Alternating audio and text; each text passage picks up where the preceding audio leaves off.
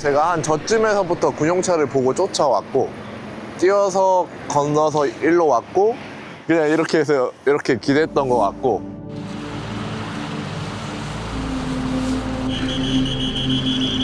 국회로 향하던 군용차를 홀로 막아 세웠던 동현 씨. 그걸 이제 이렇게 건너오면서 보다가 어떻게 이렇게 혼자 먹고 있지? 이래가지고 다인 씨와 시민들이 힘을 보탰습니다. 군인이 이렇게 비키라고 손짓도 하고 있었습니다. 시동을 계속 걸려 있었어요. 무섭지 않으셨어요? 일단은 막아야 된다가 더 컸고. 저는 근데 그 딱 막았을 때 그 군인분들이랑 실시간으로 눈을 마주쳤거든요.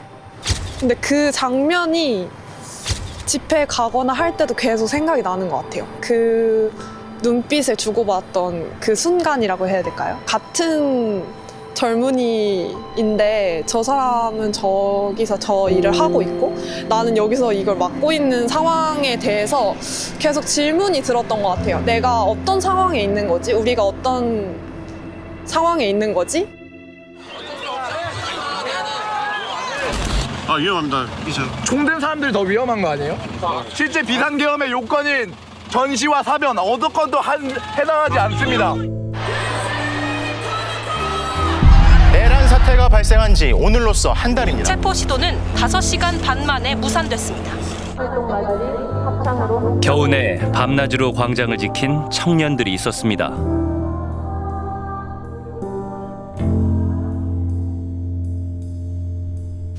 그들의 꿈이 단지 대통령 한 사람 바꾸는데 머물러 있었을까요?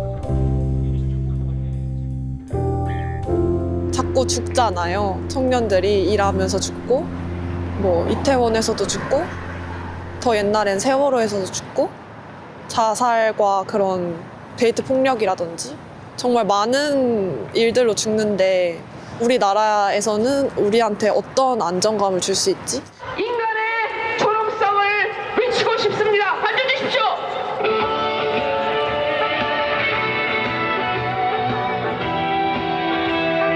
청년은 사실은 특히 저희 세대는 가지지 못한 자들의 이름이 된 것 같아요. 어쨌든 아득바득 경쟁에서 이기면 어느 정도 살아남을 수 있지만 그것도 끝이 아니고. 정말 다양한 삶들이 다양하게 무너졌구나라는 생각을 했던 것 같아요. 윤석열이 사라지면 이 사회는 정말 달라지나? 전 한국이 제일 좋아요. 한국에서 살고 싶어요. 근데 이 사회가 좀 바뀌었으면 좋겠어요. 나는 이런 세상에 살고 싶지 않거든. 지난 1월 15일 새벽 대통령 관저 앞에서 규원 씨를 만났습니다. 언제 나오셨어요? 저희가 한 10시 좀 넘어서 나온 것 같아요. 밤 10시? 네. 그럼 몇 시간 있으셨던 거예요? 거의 좀 11시간, 12시간 된 것 같은데. 헌법을 부정하는 대통령에 대한 분노가 뜨거웠어도 한겨울 한대짬은 쉽지 않았습니다. 사실 너무 추워서 힘들었습니다. 저는 계속 여기 있었고 제 주변엔 친구들이 로테이션 돌아줬어요. 대학교 4학년이 된 규원 씨는 몸도 마음도 더 바빠졌습니다. 학교 수업과 동아리 활동, 생활비 때문에 아르바이트도 하고 있지만 비상계엄 선포 후 토요일마다 광장에 나갔습니다. 김치 공장, 마트, 식당 등 가리지 않고 일해왔는데요. 요즘 아르바이트 자리 구하기도 쉽지 않다고 합니다. 이제 아르바이트를 20살 때부터 쉬지 않고 계속 해왔는데 또 근로계약서가 어떻게 작성돼야 되는지도 아는데 사실 제가 알바하면서 근로계약서 못 쓴 업종만 3곳이 넘거든요. 근데 정작 그런 위치에 있는 사람들은 아무 얘기도 할 수 없거든요. 왜냐면 알바 잘리면 안 되니까. 그러니까 알바를 해야 내 생활이 유지가 되니까. 한남동 집회를 하잖아요. 그 한남 대로를 보면 바로 옆에 아파트 이름이 나인원 한남이었나? 뭐가 있었어요. 그래서 문득 궁금한 거예요. 저 집값은 얼마일까? 최저가 59억에 최고가 110억. 그래서 우와 이거는 야, 저런 집에 사는 사람들이 있구나. 되게 좀 이지적이더라고요. 그러니까 특히 이제 그런 막막함은 있는 것 같아요. 약간 서울에 진짜 내 집이 있을까라는 어떤 걱정부터 시작해서 그거 이외에도 어떤 아까 안정적인 직장은 내가 가질 수 있을까? 결혼할 수 있을 것 같아요. 저는 하고는 싶은데 할 수 있을까요? 광장에서 많은 질문들을 떠올린 규원 씨는 문제 해결보다 정쟁에 몰두하는 듯한 정치에 좌절했다고 합니다. 사실 대의민주주의의 핵심은 주권자의 의사를 반영하는 어떤 정치를 만들어가는 영역이 돼야 되는데, 그러니까 네 편 내 편 나눠서 서로 악마화하고 물어뜯고, 그러니까 그런 어떤 대결 구도의 정치가 정말 한계를 점을 찍었다라는 게 제 생각이고, 서로를 악마화하는 어떤 대결의 정치 속에서 그 사회를 살아갈 거는 어차피 지금의 이제 청년 세대인 저희잖아요. 암담합니다.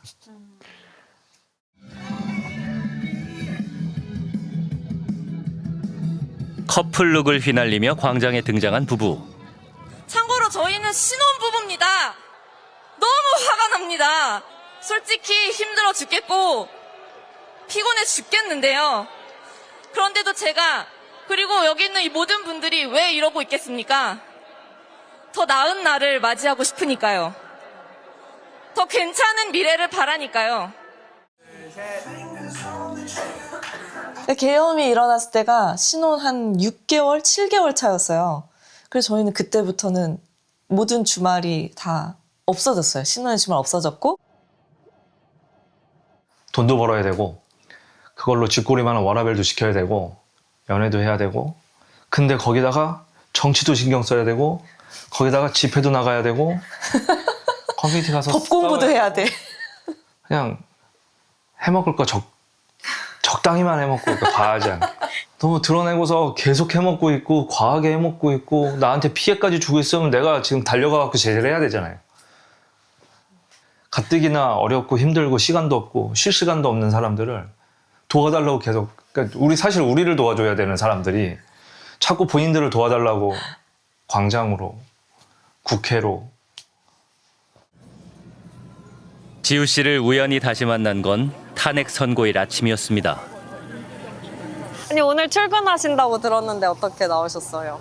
제가 그래도 이 현장의 밝은 아침을 한번 보고 싶어가지고 출근길에 들르러 왔어요.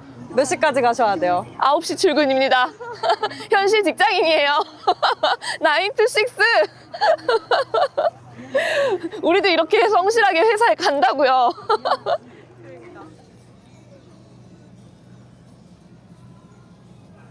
내 삶에 필요한 정치는 뭐라고 느끼세요? 아무래도 당장 직면한 것부터 생각하면 주거랑 그다음에 아이를 키울 수 있는 그 어떤 환경, 그게 제일 가장 중요해요. 집 구할 때 되게 현실이 좀 띵했어요. 또 마침 또 시댁에서 우리는 괜찮으니 너희가 괜찮으면 들어와도 된다 그러셔가지고 저희가 감사합니다 하고 시댁으로 들어갔어요. 정말 핀셋으로 맞춘 것 같이 그런 고민을 많이 하는 정책이 생겼으면 좋겠어요. 이 상황의 사람들, 상황이 굉장히 복잡하잖아요. 이제는. 뭉뚱그려서도 제대로 못하는데 핀셋으로 어떻게 해 그걸. 그거 열심히 일하게 해야지. 시민들의 분노와 열망과 함께 광장엔 새로운 문화가 자리 잡았습니다. 묵직한 백팩을 메고 나타난 치연 씨. 광장 입성 전 그만의 깃발을 조립합니다. 백팩을 맨 자신을 상징하는 깃발명, 전국 거북이 등딱지 연합. 집에 가보니까 진짜 크다. 네. 그래서 저는 나중에 이거 그냥 이 탄핵 국면이 끝나면 집 한 벽면에 걸어 놓으려고요. 우유랑 이머전시 블랭킷. 그리고 이거는 광장에서 비가 올 수도 있어가지고. 환경을 생각해 피켓도 재활용하는 치연 씨는 보조 배터리를 5개씩 챙겨 다닙니다. 제가 한번 광장에 나갔다가 옆에 계신 분이 배터리가 없다라고 하셔가지고 제가 이렇게 좀 꺼내드렸던 기억이 있는데 그게 너무 좋은 기억으로 남아있어서. 풍자와 해학 혹은 자신의 가치나 주장을 담은 깃발을 들고 광장에 선 청년들. 깃발 의미가 뭐예요? 저희가 친구들이 다 같이 고양이를 키우는데 좀 동네 고양이 입양을 홍보할 겸 고양이 관련 깃발을 만들게 되었어요. 집에 할 게임 밀려있다. 집에 보내달라. 전국 게임 제보자 협회 오셨습니다. 나 기다려 이기고 돌아갈게. 기에 나나미단 한국 지부 오셨습니다. 집회 오느라 집이 난장판된 1인 가구 모임 감사합니다. 전국 이날 광장에서는 약 160개의 깃발이 소개됐습니다. 광장은 다양한 가치가 공존하는 공간으로 진화해 갔습니다. 이것저것 도전하라 티어연합 감사합니다. 소녀가 간다. 맨 처음에는 잡음도 있었죠. 페미니즘 이야기를 하면은 야유를 보낸다든지 그때 다른 여성분들이 말렸던 걸로 기억해요. 야유하지 마세요. 그 다음에 비상행동 측에서도 점점점 누군가를 혐오하거나 누군가를 비하하는 발언들을 점점 금하기 시작했고 이제 더 이상 무시할 수 없게 된 거죠. 왜냐면은 이 목소리가 점점 커지고 있으니까요. 길었던 겨울이었습니다. 벚꽃이 질 때쯤에야 일상으로 돌아갈 수 있었던 광장의 청년들. 그러나 누구도 끝이라고 말하지 않았습니다. 정부가 제21대 대통령 선거일을 오는 6월 3일로 공식 확정했습니다. 공직선거법은 대통령 파면 뒤 60일 안에 다음 대선을 치르도록. 대통령 후보들은 이제 숱한 청년 정책들을 쏟아낼 겁니다. 이렇게 출마 선언문만 보면 어머 우리 사회 벌써 좋아졌다. 근데 왜 우리 사회는 나아가지 못했을까? 했을 때 저는 정치가 우선순위를 결정하지 않았기 때문이라고 생각해요. 혹은 2030 세대가 우선순위가 아닌 경우가 훨씬 많았고요. 중소기업에서 근무하는 24살 청년 동균 씨. 퇴근길 편의점부터 들렀습니다. 오늘 김밥이 다 떨어졌네.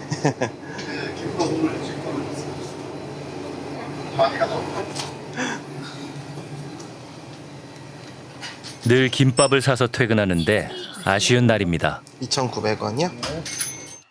이제 시간이 될 때마다 회사에서 나오는 점심 식대 7,500원으로 저녁까지 해결하려 노력한다는 동균 씨. 점심 식대를 보통 이제 한 5,000원에서 4,000원 정도 사용을 하고 그 이후에 저녁에 먹을 식대를 사용을 하고 있습니다.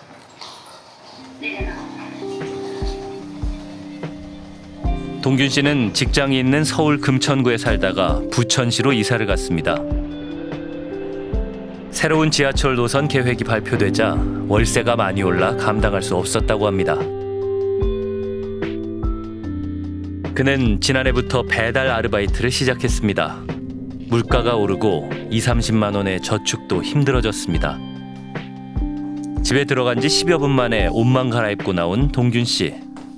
왜 이렇게 빨리 나오셨어요? 지금 콜수가 되게 많아서 저녁 식사 시간을 놓쳤던 날엔 한 건도 배달하지 못한 적도 있었습니다. 잡혔네요. 강원도 정선에서 특성화고를 졸업하고 무작정 상경했다는 동균 씨. 고향에서는 일자리 구하기도 쉽지 않았습니다. 동균 씨는 아직 식사 못 하셨잖아요. 아마 콜이 좀 조용해질 때가 있을 거예요. 그때 밥을 먹어야 되지 않을까 싶어요.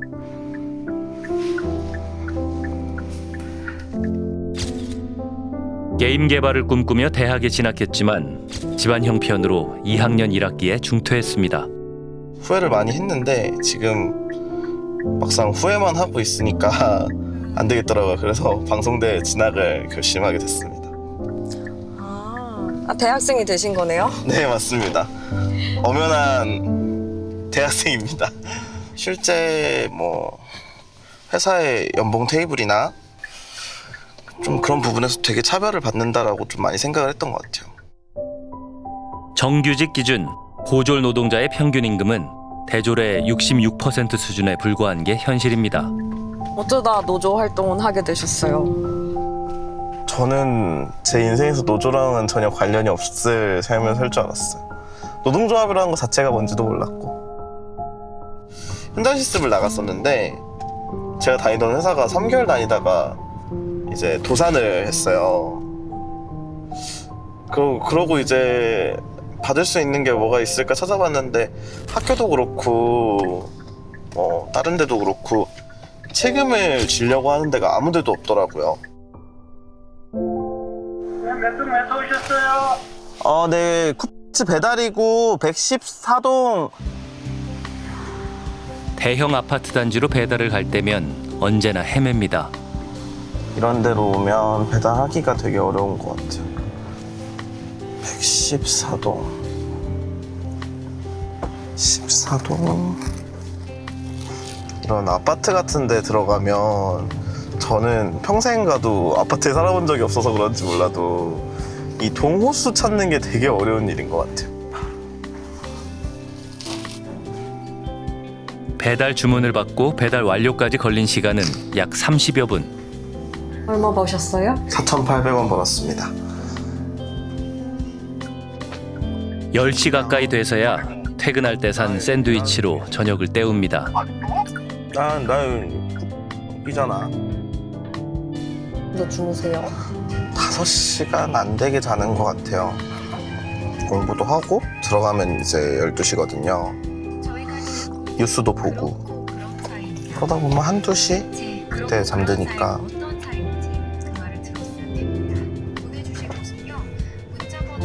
저보다도 더 힘드신 분들이 많지 않겠어요? 하루가 기네요.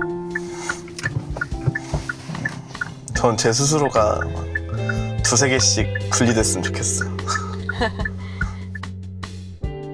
그런 바쁜 와중에도 동균 씨는 시간을 쪼개 광장으로 나갔습니다.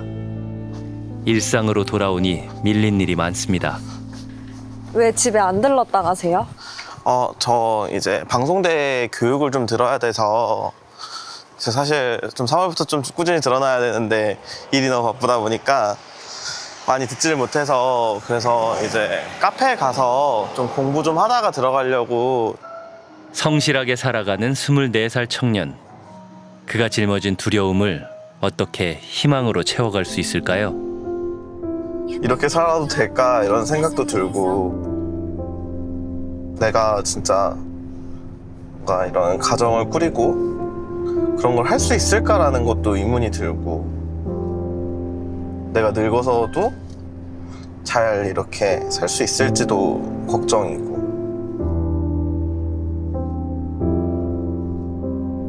두려움이 되게 큰 것 같아요. 뭔가 뭔지 모르겠는 두려움.